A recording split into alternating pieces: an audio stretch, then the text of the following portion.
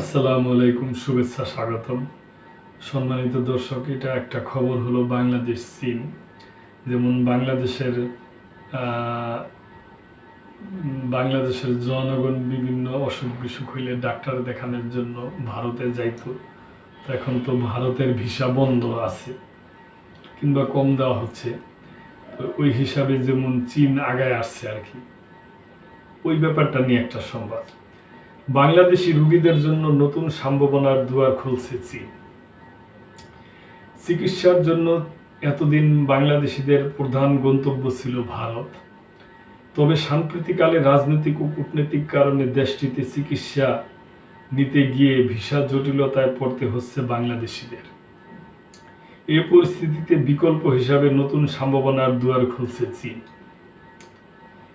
সোমবার প্রথমবারের মতো চীনে চিকিৎসার জন্য 14 জন রোগী রওনা দিয়েছে। এ উপলক্ষে সোমবার দুপুরে হযরত শাহজালাল আন্তর্জাতিক বিমানবন্দরে এক সংবাদ সম্মেলনের আয়োজন করে ঢাকাস্থ চীনা রাষ্ট্র দূতাবাস। সংবাদ সম্মেলনে ঢাকায় নিযুক্ত চীনের রাষ্ট্রদূত ইয়াও ওয়েন সাংবাদিকদের ব্রিফ করেন। এ সময় আরও উপস্থিত ছিলেন পররাষ্ট্র সচিব জসিম-উদ্দিন। চীনা রাষ্ট্রদূত ইয়াও ওয়েন বলেন, বাংলাদেশি রোগীদের জন্য আমাদের দরজা উন্মুক্ত। আমরা চাই বাংলাদেশিরা উন্নত চিকিৎসা পাক এবং সুস্থ হয়ে দেশে ফিরুক। বাংলাদেশি রোগীদের জন্য চীনে চিকিৎসার সুবিধা বাড়াতে সব ধরনের চেষ্টা আছে বলে উল্লেখ করেন। চীনে বাংলাদেশের রোগীরা নিতে যাচ্ছেন, এটা খুবই ভালো উদ্যোগ। এই উদ্যোগের মধ্য দিয়ে বাংলাদেশি রোগীরা খুব সহজেই চিকিৎসা সেবা নিতে পারবে। চলতি বছর বাংলাদেশ ও চীনের মধ্যে কূটনৈতিক সম্পর্কের 50 বছর পূর্তি হচ্ছে। ফলে দুদেশের জনগণের মধ্যে আমরা সম্পর্ক আরো বাড়াতে আগ্রহী। নিয়ে চিকিৎসা সেবা নেওয়ার মধ্য দিয়ে দুদেশের সম্পর্ক আরো বাড়বে বলে আশা করছি।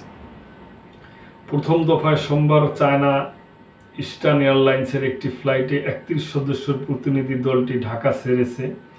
প্রতিনিধি দলে রয়েছেন 14 জন রোগী, 6 জন পরিবারের সদস্য, 5 জন চিকিৎসক, 5 জন এইচইউসি প্রতিনিধি ও সাংবাদিকরা।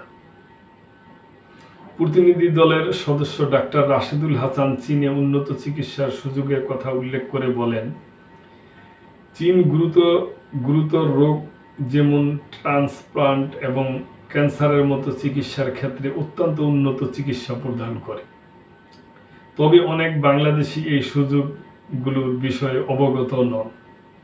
চিকিৎসা নিতে চীনে যাওয়া বিশিষ্ট সঙ্গীত শিল্পী হায়দার আলী এ দলে রয়েছে।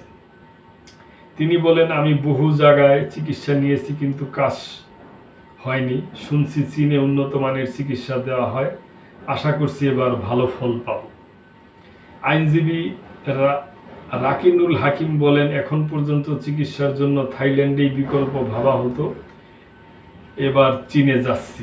যদি সন্তুষ্ট হই তাহলে অনেক বাংলাদেশি এই সুযোগ নেবেন। গত 18 ফেব্রুয়ারি চীনা রাষ্ট্রদূত ইয়াও ঘোষণা দিয়েছিল, চীনের ইউয়ান প্রদেশের 3টি শীর্ষস্থানীয় হাসপাতাল বাংলাদেশি রোগীদের জন্য গ্রহণ করার জন্য নির্ধারণ করা হয়েছে। তো দর্শক, এটা ওই বাংলাদেশ যে রোগী আছে ওনাদের চিকিৎসা নিয়ে চায়নাতে যে হসপিটালই করছে এবং মানে চায়নার সরকার পক্ষ থেকে যেই আয়োজন করছে ওই ব্যাপার নিয়ে একটা সংবাদ আর কি। দর্শক, তো আজকে এই পর্যন্তই। ভালো থাকবেন। আল্লাহ হাফেজ।